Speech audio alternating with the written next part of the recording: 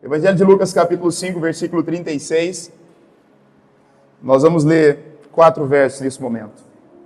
Então Jesus lhes contou esta parábola. Ninguém tira um remendo de roupa nova e o costura em roupa velha.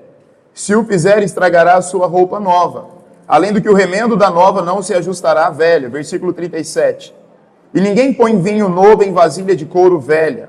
Se o fizer, o vinho novo rebentará a vasilha, derramará e a vasilha se estragará. Versículo 38, ao contrário, o vinho novo deve ser posto em vasilha de couro nova. Diga amém. Amém. E ninguém, depois de beber o vinho velho, prefere o novo, pois disso, o vinho velho é melhor. Eu quero te convidar mais uma vez para colocar a tua mão no teu coração, para orarmos e pedimos para que o Senhor continue ministrando ao nosso coração. Amém? Paizinho, obrigado, Deus, pela tua palavra. Obrigado pela oportunidade que temos de estarmos juntos como igreja.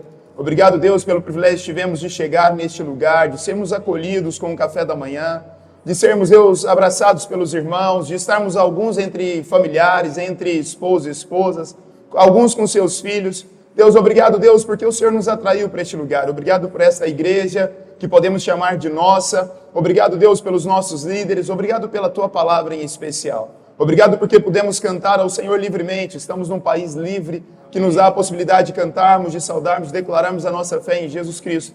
E agora eu oro pedindo para que a tua boa obra continue em nós nesse momento. Eu oro pedindo para que a tua palavra continue gerando frutos em nossos corações, para que a tua palavra possa, Deus, moldar as nossas vidas e nos preparar para o novo, que nós possamos ser levados rumo a um novo futuro, rumo, Deus, àquilo que o Senhor já sonhou e preparou para nós, desde sempre, em o nome de Jesus. Eu oro juntamente com esses irmãos, crendo, Deus, que é tempo de prepararmos os odres para um tempo novo. É tempo, Jesus, de prepararmos as nossas vidas para que nós possamos estar prontos, preparados, Deus, para aquilo que o Senhor já liberou para nós, em nome do Pai, do Filho e do Espírito Santo. E a igreja diz amém.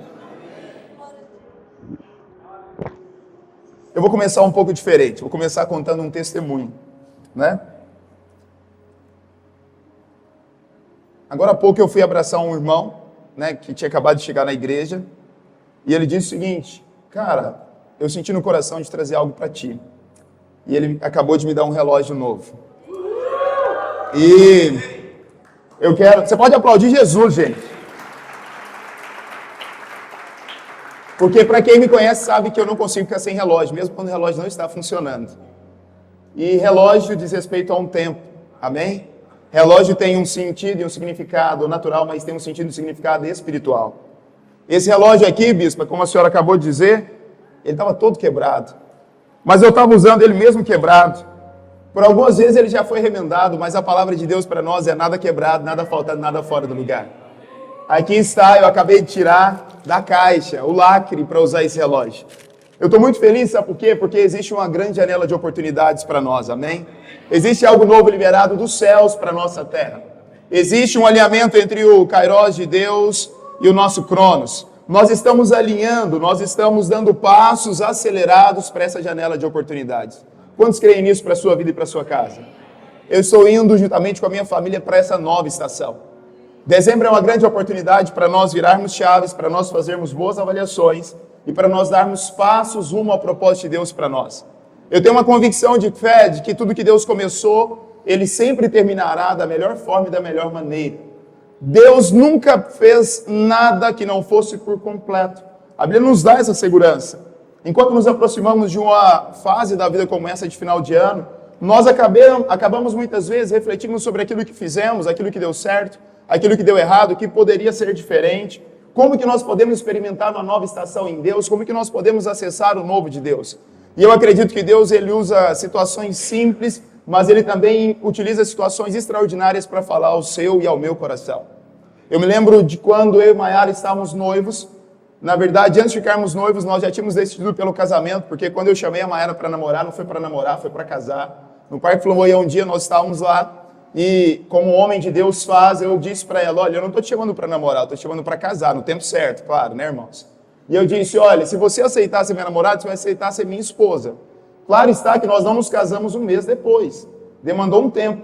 Mas eu me lembro que nós tínhamos feito depois um voto a Deus quando nós estávamos desejosos pelo noivado e pelo casamento, em que nós precisávamos de alguns milagres e de algumas condições estruturais para termos um casamento abençoado, amém? E eu me lembro que nós fomos uma vez numa conferência que o pastor Lucinho Barreto estava ministrando e ele deu uma palavra sobre faça votos a Deus. Naquele dia eu e Maiara entendemos que Deus estava requerendo de nós alguns votos. Eu fiz um voto que eu tirei um relógio, como eu disse, eu sempre gostei de relógio, que eu tinha acabado de pagar 10 suaves prestações naquele relógio na época, né? Que naquela época aquele relógio ele tinha um valor monetário muito significativo, meu primeiro emprego, e eu fiz suaves prestações para pagar aquele relógio. Mas aquele dia eu entendi que Deus estava pedindo o que eu tinha de mais precioso, e que eu ainda mais tenho, que era o meu tempo. Naquele dia eu tirei o relógio, ofertei aquele relógio, na segunda-feira peguei a nota fiscal, peguei a caixinha, levei na igreja e falei, olha, pode fazer o que vocês entenderem com esse relógio. Nessa mesma oportunidade a Maiara fez um voto. Ela tinha muitos acessórios, como boa parte das mulheres tem, só que normalmente ela tinha um pouco mais do que a maior parte das mulheres tem, porque a minha sogra e o meu sogro tinham uma empresa de acessórios femininos. Então imagine só, na casa dela o que não faltava era acessório. Mas ela fez um voto a Deus de que o próximo acessório que ela usaria seria a nossa aliança de noivado e de casamento. Não demoraram 2 meses, nós estávamos noivos para a glória de Jesus. Eu estou encurtando a história só para dizer o seguinte, tem movimentos os quais nós precisamos fazer para que Deus continue cumprindo aquilo que Ele já prometeu. Entende isso? Tem movimentos que dependem de nós, tem circunstâncias que dependem de nós. Então hoje, quando eu recebo esse relógio, eu tenho muita convicção de fé que eu estou num novo tempo, numa nova era. Já tem 4 semanas que eu e minha família nós temos acessado oportunidades, que Deus tem aberto portas em nosso favor. E eu não estou falando de dinheiro, talvez você está achando que eu estou falando só de dinheiro, não é sobre isso que eu estou falando. Amém? Nos tempos antigos usavam-se odres feitos com pele de cabra. Não por acaso, esse texto messiânico, ele contextualiza o momento no qual o próprio Jesus está fazendo uso da parábola e está dizendo àqueles irmãos, olha, não se pode colocar vinho novo em odres velhos, porque os odres eles eram feitos de peles de cabra, e essas peles de cabra eram recipientes, eram no formato de um recipiente que tinha coragem e que tinha, a funcionalidade de transportar líquido, preferencialmente líquido para que pudesse, quem estivesse numa longa viagem, beber uma água, ou também para que pudesse transportar o recipiente, no caso, o vinho. Só que tinha algo especial que Jesus estava dizendo para aqueles irmãos. O que Jesus estava dizendo para aquela igreja, o que Ele está dizendo para nós hoje é que para viver algo novo, porque vinho representava e representa no contexto bíblico a alegria, a abundância e o favor do Senhor. Para que eles pudessem experimentar a bondade da obra e a novidade de vida que Deus tinha para eles, eles precisariam obrigatoriamente, sabe fazer o quê? Construir odres novos. Porque se pegássemos vinho velho ou vinho novo e colocasse em odres velhos, o processo do vinho, do suco de uva, o processo de fermentação, ele faz com que haja o quê? O esticamento daquela pele. E muito provavelmente aqueles odres eles arrebentariam. E ao arrebentar o vinho cairia, não adiantaria nada, nós sairíamos de um lugar e íamos para outro.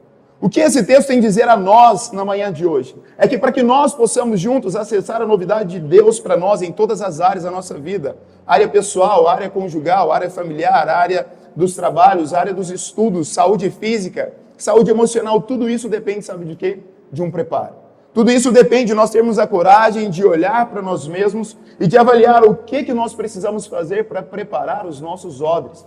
Odres somos nós. Semana passada fomos ministrados pelo bispo a partir do texto de Neemias, dizendo, olha, Neemias precisou entender que não era somente sobre reconstruir uma cidade, não era somente sobre reconstruir um muro, era sobre reconstruir uma forma de ver e de viver aquele momento. Era uma forma de reconstruir a visão de mundo que aquele povo tinha. Sabe o que nós temos que entender, irmãos? É aquilo que o famoso autor e teólogo C.S. Lewis também diz, não podemos voltar e mudar o início, mas podemos começar agora e mudar o final. Eu preciso repetir essa frase. Não podemos voltar e mudar o início, mas podemos começar agora e mudar o final. Diga amém por isso. Eu quero te trazer uma palavra de fé e de ânimo. Não sei qual é a tua idade hoje, a minha é 38. Mas o que eu tenho como convicção de fé é que eu não posso mudar o começo, mas eu posso começar uma mudança de agora até o final. Amém? Deus tem algo novo para nós, Deus tem algo novo para as nossas famílias. Dessa forma, então, eu quero rapidinho explorar 5 pontos dessa mensagem. Eu quero trazer para mim e para vocês um processo de validação, de reconhecimento, como que nós podemos acessar o novo de Deus, sendo os odres novos para esse novo de Deus. Daí eu te convido para mais uma vez abrir sua Bíblia em Isaías capítulo 43. Nós vamos rapidinho ler esse texto, que tem muito a ver com o que nós estamos fazendo e gerando nesse mês de dezembro. Isaías 43, versículo 18 e 19. Esqueçam o que se foi, não vivam no passado. Diga amém por isso. Não é que o passado não importa. é porque nós não podemos ficar prisioneiros do passado. Porque muitas vezes nós ficamos tão presos ao nosso passado, presos àquilo que deu errado e presos também ao que deu certo, que nós não conseguimos avançar e viver o presente. Nós não conseguimos ser 100% presente, não conseguimos acessar 100% do futuro que há de vir. Então o passado, ele importa, mas o passado não pode ser um lugar de uma prisão para nós. E o texto bíblico diz: esqueçam o que se foi, não vivam no passado, vejam, estou fazendo uma coisa nova. Diga assim comigo: Deus está fazendo algo novo. Não fala mais forte como quem crê, Deus está fazendo algo novo. Se você sentir a vontade, olha para a pessoa que está perto de você e fala assim: Deus está fazendo algo novo. Deus está fazendo, irmãos. Nós precisamos acreditar que Deus está fazendo algo novo. O texto continua dizendo: ela já está surgindo. Tem alguém sentindo o cheiro de novidade aí? Tem alguém sentindo o cheiro de chuva? É como quando nós estamos naquele período de sequidão, aquele período de muito calor, de altas temperaturas. E aí você começa a sentir aquele cheirinho de chuva. Alguém já sentiu esse cheirinho de chuva? É tão bom aquele cheirinho de chuva porque a gente começa a criar expectativa e nós começamos a perguntar a nós mesmos e ao próximo: será que é agora? Será que é daqui a pouco? A chuva está chegando. Irmãos, o Senhor já está fazendo algo novo entre nós. E o texto continua dizendo, versículo 19: vocês não a reconhecem? Aqui é uma parte que passa por nós. A verdade é que Deus já está fazendo algo novo. Mas a pergunta que traz para nós uma participação nessa história de novidade de vida é: vocês reconhecem? Existem sinais, irmãos. Existem sinais proféticos, existem sinais espirituais, mas existem sinais naturais. Eu não posso acreditar que é somente mais um relógio. Eu disse para esse irmão, eu falei assim: cara, eu vou colocar esse relógio agora e vou subir com ele agora, porque isso aqui não é um relógio apenas. Isso aqui é, na verdade, Deus dizendo: eu estou fazendo algo novo, tem um tempo novo para você e para a sua família. E muitas vezes Deus está dando sinais para nós e nós começamos a entrar nas nossas crenças limitantes, nas nossas crenças humanas e começamos a falar assim: não, é coisa da minha cabeça. E eu preciso dizer que existem coisas que são da sua cabeça, mas existem coisas que são da cabeça de Deus a seu respeito. E o que você vai escolher ficar? Com aquilo que Deus está dizendo a seu respeito ou com aquilo que você mesmo acha a seu respeito? O texto continua dizendo: até no deserto vou abrir um caminho e riachos no ermo. Esse é o nosso Deus, irmãos. Deus, ele é tão poderoso, ele é tão suficiente, que ele é capaz de abrir até riachos, até caminhos no meio do ermo e no meio do deserto. Sabe o que é deserto? É o lugar em que não se espera que tenha água, a não ser quando encontramos um oásis. Mas a boa notícia é que Deus, ele é especialista em criar oásis no meio do deserto em nosso favor.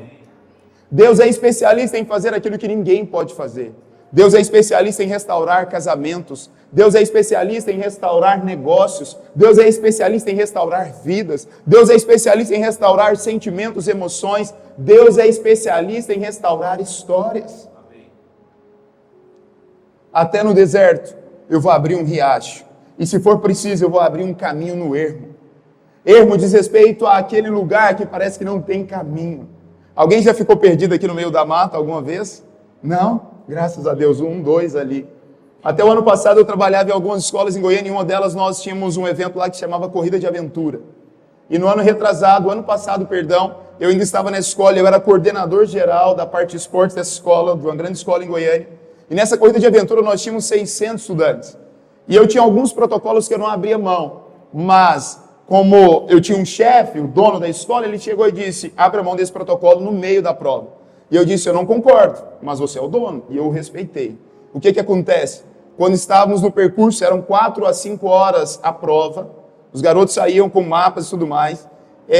Um grupo de 12 estudantes ficaram perdidos no meio do erro. E eu me lembro que eu estava recém-recuperado da cirurgia, na verdade não 100% recuperado, estava por conta da cirurgia no joelho, estava com a minha mobilidade muito ainda dificultosa. E eu me lembro que eu tive que fazer algo no meio daquele erro, que é uma fazenda, uma grande fazenda que nós fomos. Eu comecei a orar e pedir ao Espírito Santo: Deus, não deixe que esses garotos se percam aqui. Porque senão daqui a pouco vai aparecer professor e pastor no Fantástico, né? E não era eu quem estava propondo aquele formato, mas eu obedeci uma ordem. E eu me lembro que demoraram 2 horas para que aqueles jovens aparecessem, um grupo de 12 jovens. E eu me lembro que quando eles apareceram, naquele momento eu tive convicção de que o meu estágio naquele lugar tinha acabado também. Mas eu me lembro que a minha oração era: Deus, como essa, que o Senhor abra caminho no ermo para esses garotos que estão perdidos no meio dessa fazenda, no meio dessa mata. E eu acredito, irmãos, que foi o próprio Deus quem trouxe aqueles garotos para a base que nós precisávamos estar. Eu acredito que Deus é capaz de abrir caminhos no ermo. E por isso, o primeiro princípio que eu digo é: reconheça que Deus já está fazendo algo novo. Você precisa reconhecer isso, irmão. Você precisa acreditar que Deus já está fazendo algo novo. Você precisa acreditar que no relógio celestial já existe algo novo liberado sobre nós e sobre as nossas casas, sobre as nossas famílias e sobre os nossos negócios. Dr. Miles Monroe, ele certa vez escreveu: Deus não começa nada que já não tenha terminado. Olha que lindo isso. Deus não começa nada que já não tenha terminado. Sabe o que é isso? Até aquelas circunstâncias mais improváveis, mais difíceis, mais dolorosas da vida, eu preciso acreditar que se está sobre o governo de Deus, se que está sob o controle, o governo e a soberania de Deus, ele já tem um fim próprio e belíssimo para aquela história, amém? Deus não começa nada que ele não tenha terminado. Por isso eu te faço algumas perguntas nesse ponto 1. Qual é a bagagem do passado que você precisa entregar hoje no altar do Senhor? Qual é a bagagem do passado que você precisa deixar hoje? Será que é uma amizade? Será que é um relacionamento mal resolvido? Será que são comportamentos? Será que são escolhas? Será que são sociedades? Será que são tratos? Será que são traumas do passado? O que você precisa deixar na bagagem do teu passado hoje no altar do Senhor?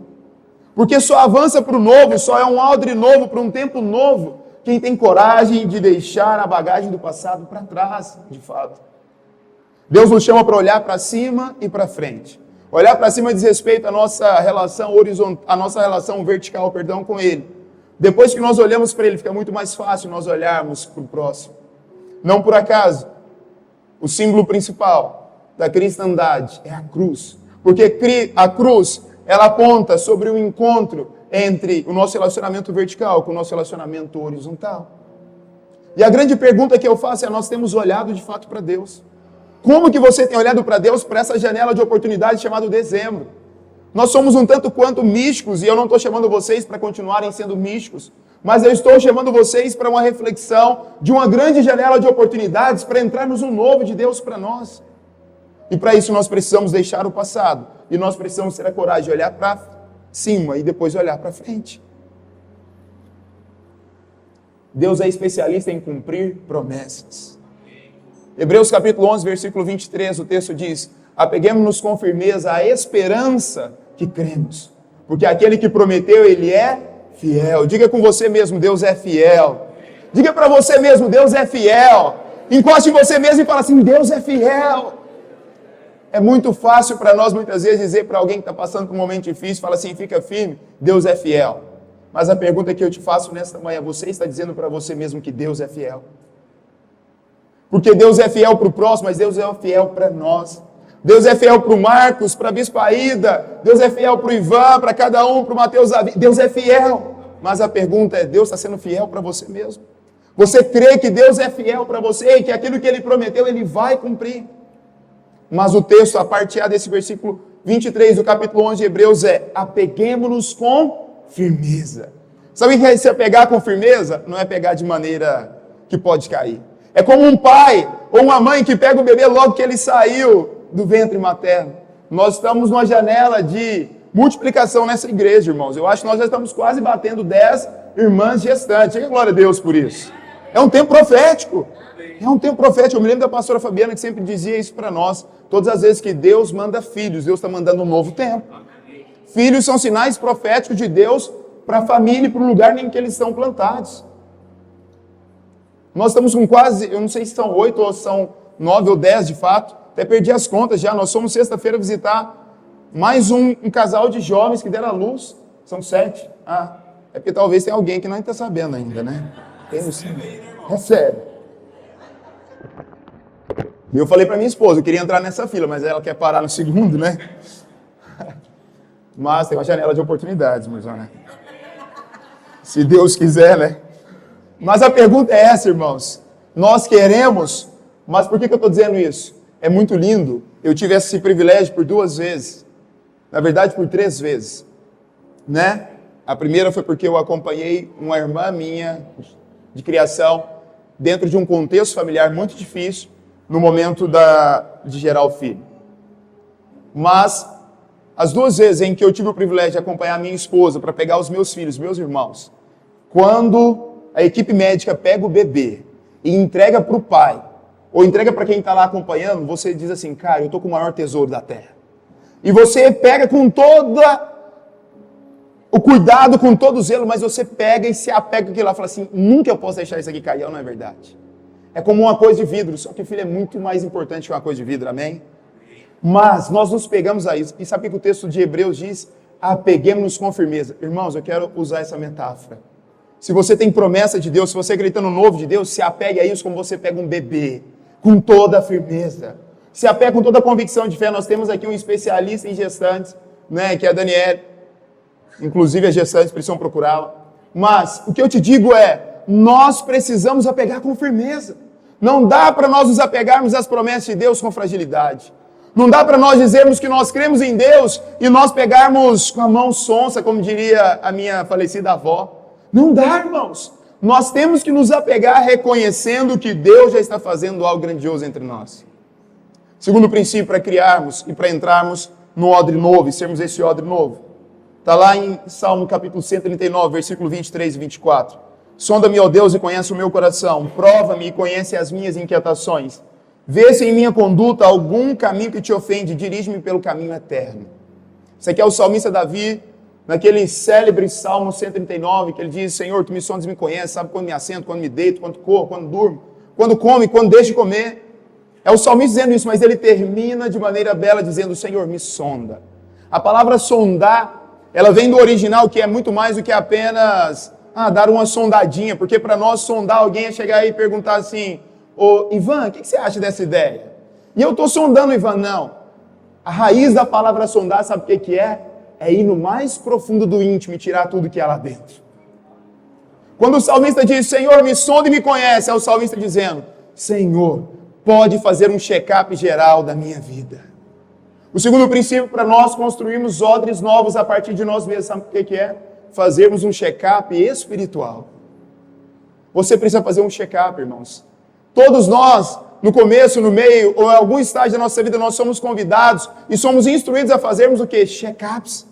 O que são check-ups? São aquelas baterias de exames em que nós vamos ao médico e ele passa lá que você perde a contagem de quantos exames são e você sai de lá com uma lista gigantesca e você fala assim, meu Deus do céu, de onde vai tirar tanto sangue para esse tanto de check-up, para esse tanto de informação que ele quer ter, mas no final vai dar certo. Agora a pergunta que eu te faço é, qual foi a última vez que você parou para avaliar a tua jornada espiritual? Final do ano agora é uma excelente oportunidade, dezembro é uma excelente oportunidade para você fazer um grande check-up espiritual. Se você pudesse dar notas de 0 a 10, como que foi a tua relação com Deus em 2024? Você mais se aproximou ou você mais se distanciou dele? Se você puder avaliar como que foi a tua dedicação e tua leitura à palavra. Quantos versículos você adicionou no teu vocabulário para além do Senhor é meu pastor e nada me faltará? Quantos versículos? Quantas vezes você entrou para o teu quarto, fechou a porta e disse, é eu e Deus, Deus e eu? Quantas vezes você disse, eu preciso que o Senhor fale comigo, mas eu também desejo falar com Ele, rasgar o meu coração diante dEle? É tempo, irmãos, de nós fazermos um check-up espiritual. Odres Novos fala sobre termos a coragem de fazermos um grande check-up espiritual. Antes de algo novo surgir, precisamos estar prontos espiritualmente. Assim como uma planta precisa de terra limpa para crescer, nossa vida precisa ser sondada e purificada em Deus. Não adianta nós ficarmos insistindo muitas vezes em plantarmos, e é o terceiro ponto, já estou adiantando. Não, é o quarto. Mas nós muitas vezes queremos continuar plantando sem preparar a terra, é ou não é verdade?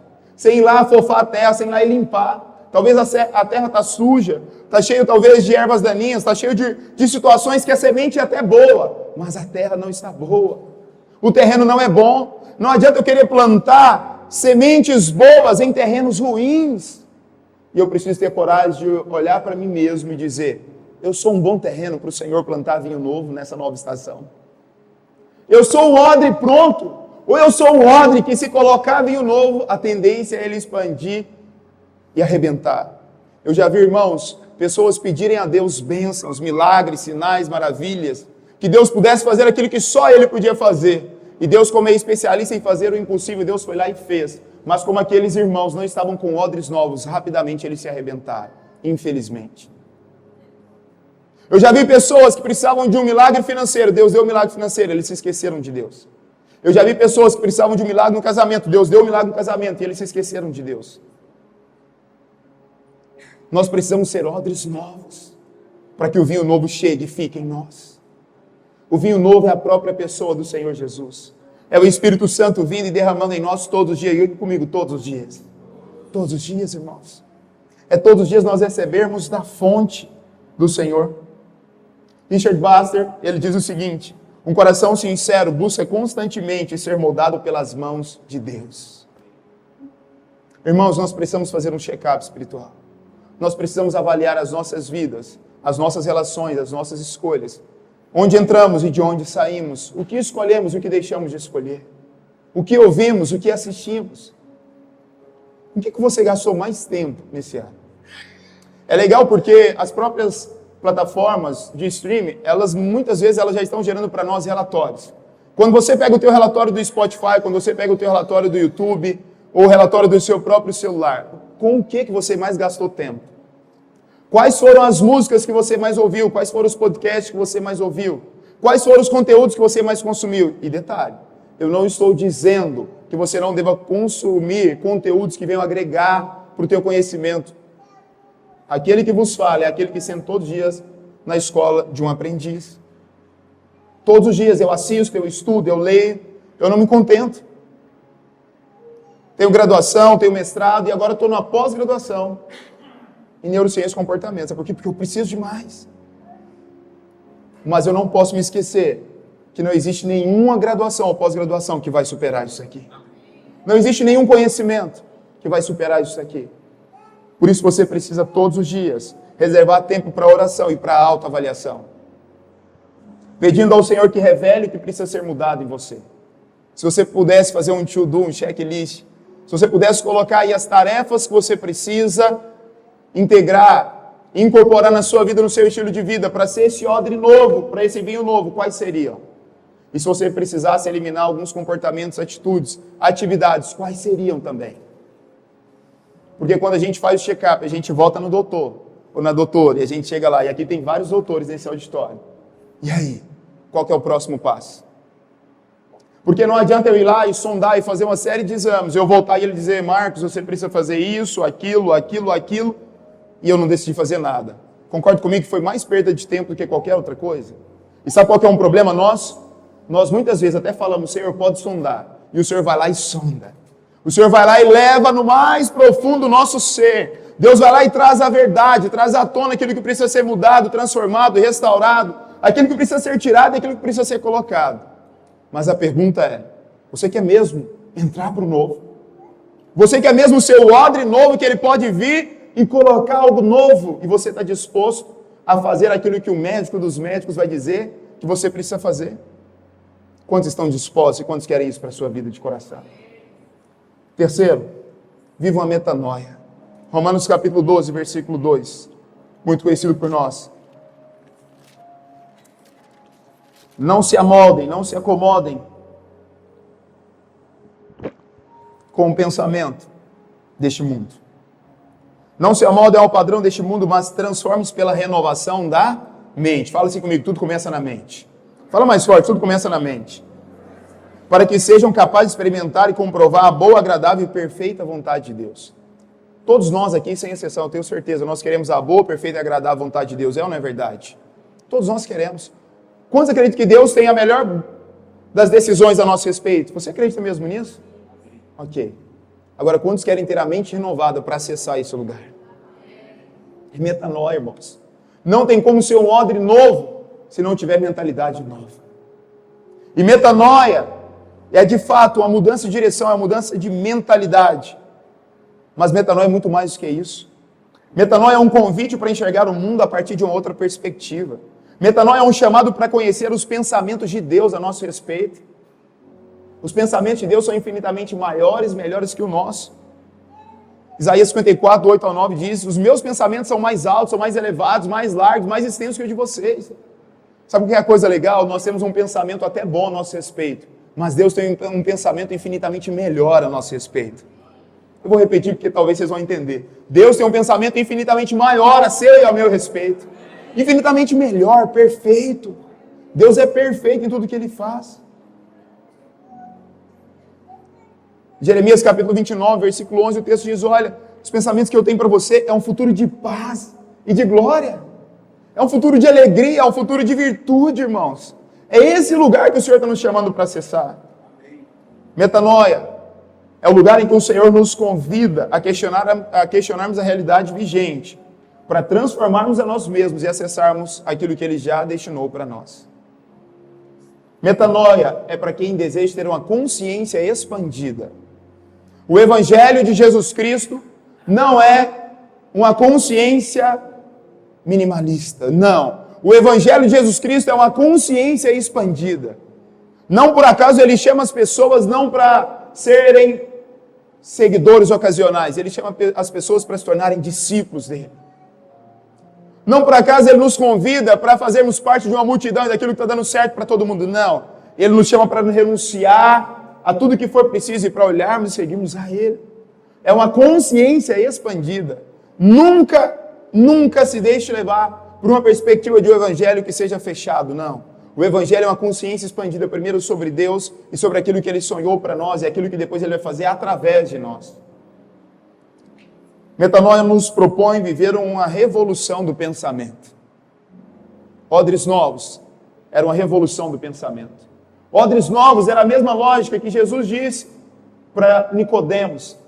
Quando Nicodemos chega numa noite e pergunta como pode alguém nascer de novo, Jesus? Eu quero te seguir, eu quero fazer parte da história. E Jesus fala assim, Nicodemos, você não está entendendo nada, eu não estou falando para você voltar para o ventre da sua mãe. Eu estou dizendo para você nascer do Espírito. Consciência expandida. Metanoia é a revolução do pensamento que Jesus propôs para Nicodemos, Ele está propondo para nós hoje, é consciência expandida. É sobre acessarmos aquilo que as vãs filosofias não vão conseguir responder a nós, mas a verdade bíblica vai responder a nós todos os dias. Metanoia propõe proatividade. Odres novos é fazermos o que tem que ser feito, enquanto precisa ser feito. Vou repetir. Odres novos é fazer o que tem que ser feito, enquanto precisa ser feito. E a pergunta que eu te faço, que eu tenho me feito, nessa janela de oportunidades é, Deus, no que depender de mim, o que eu tenho que fazer? Deus, no que depender só do Marcos, no que depender só do Marcos, da Maiara e dos meus filhos, o que nós temos que fazer? Porque eu não tenho controle sobre outras circunstâncias, mas aquilo que eu tenho controle, eu tenho que fazer. É o que a Bíblia está deixando para nós. Que novas práticas ou pensamentos você precisa adotar para alinhar a sua vida com a vontade de Deus? Faça essa pergunta sempre. Quarto ensinamento para entrarmos por odres novos. Plante novas sementes e altere as suas raízes. Plante novas sementes e altere as suas raízes. Abra a tua Bíblia em Eclesiastes capítulo 4, rapidinho.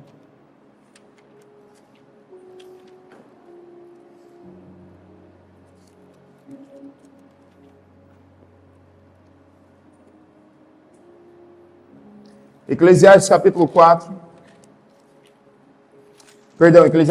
11, versículo 4.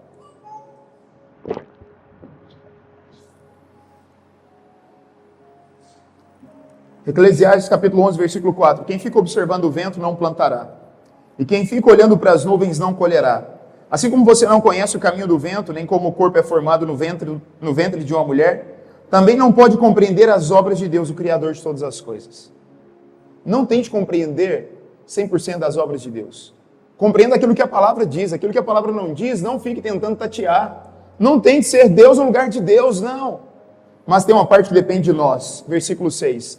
Plante de manhã a sua semente, e mesmo ao entardecer, não deixe as suas mãos ficarem à toa, pois você não sabe o que acontecerá, se essa ou aquela produzirá, ou se as duas serão igualmente boas.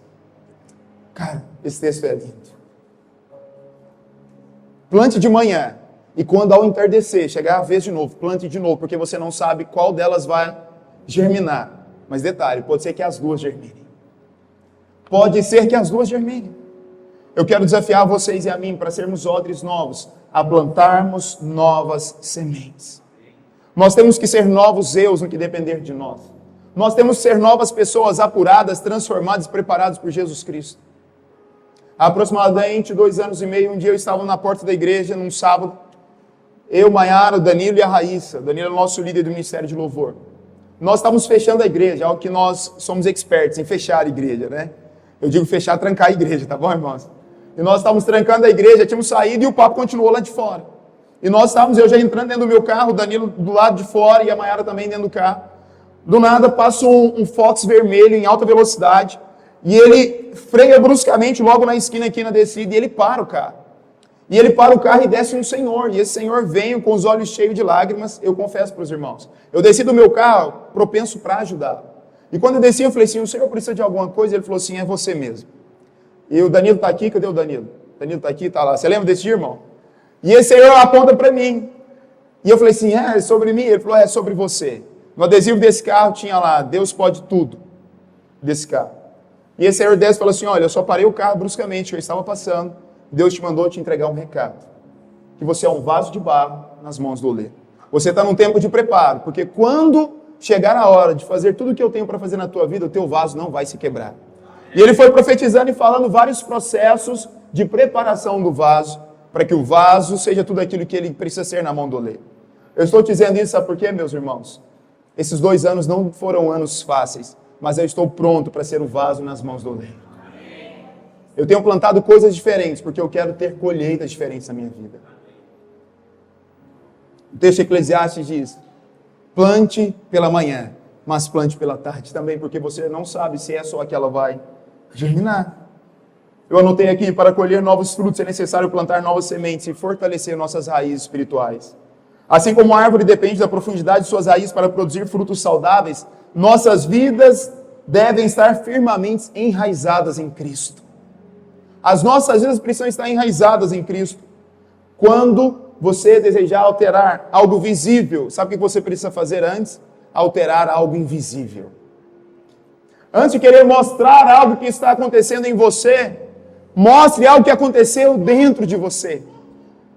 Antes de querer resultados que as pessoas vejam, mostre os resultados que você tem experimentado.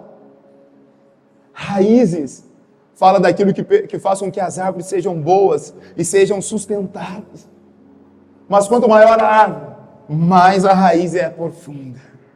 Mais as raízes são profundas. Mais as raízes estão lá. É a lei da natureza. Um grande autor que eu gosto, Ben Libert, ele escreve no seu livro Enraizados.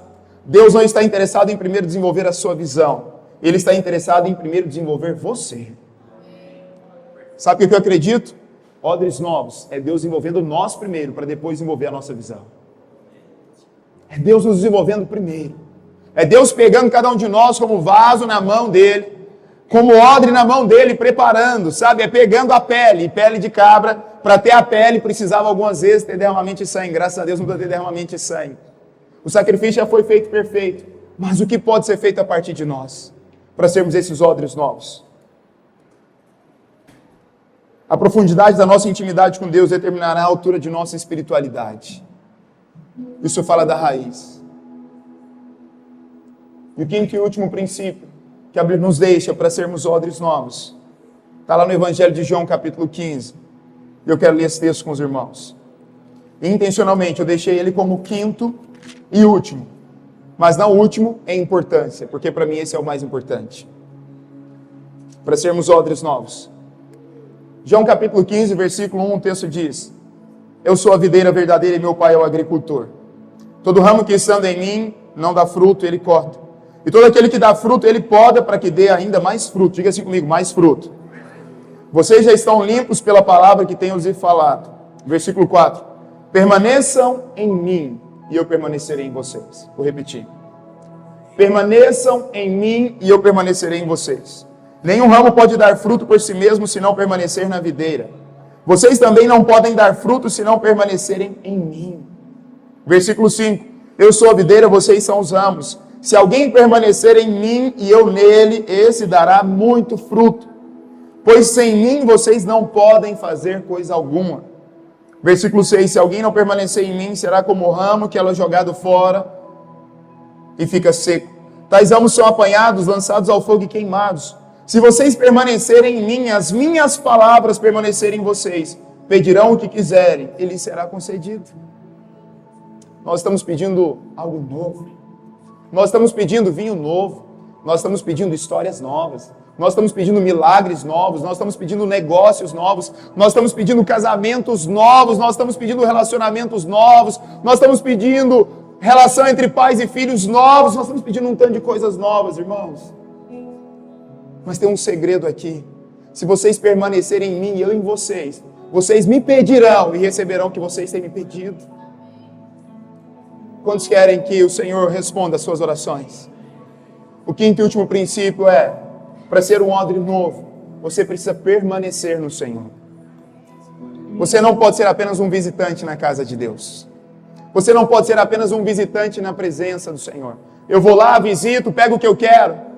Eu vou lá no restaurante e como a melhor comida, e eu fui lá e visitei, e eu volto para casa, e amanhã eu vou precisar comer de novo. Nós precisamos permanecer. A habitação do Senhor não é um lugar de visitação, é um lugar de permanência. É um convite do Senhor, permaneça em mim e eu permanecerei em vocês.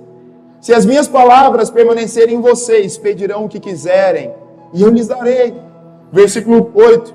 Meu Pai é glorificado pelo fato de vocês darem muito fruto e assim serão meus discípulos. Irmãos, sabe qual que é a grande verdade? Deus tem prazer em darmos muitos frutos.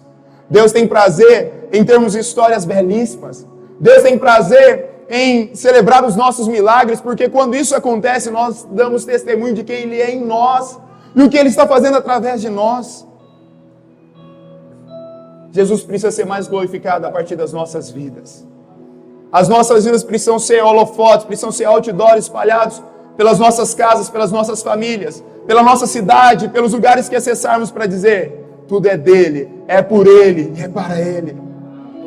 É sobre voltarmos tudo para ele. É sobre tudo que fizermos, que deu certo, foi bem sucedido. E alguém chegar e dizer assim, qual que é teu segredo? As pessoas desejam saber qual é o segredo do nosso sucesso e vai dizer, o segredo do meu sucesso é Deus. O segredo do meu sucesso é porque eu permaneço nele e ele permanece em mim. É porque eu acesso a palavra dele e a palavra dele permanece em mim. Esse é o segredo, irmãos. O texto continua dizendo, como o Pai me amou, assim eu os amei. Permaneçam no meu amor.